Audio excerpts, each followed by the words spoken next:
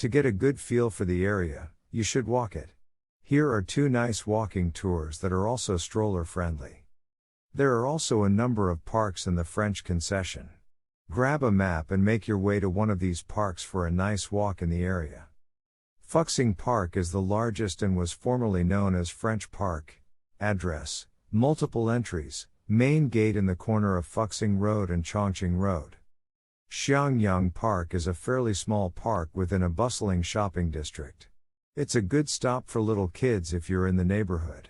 It has a small amusement ride area. Address: Xiangyang Road and Huaihai Middle Road. Shaoxing Park is a tiny little park tucked off Shaoxing Road. See also the Shaoxing/Taikang Road Walking Tour above. It is full of older retirees soaking up the sun. Address: number 62 Shaoxing Road, between Shanxi South Road and Ruijin number 2 Road.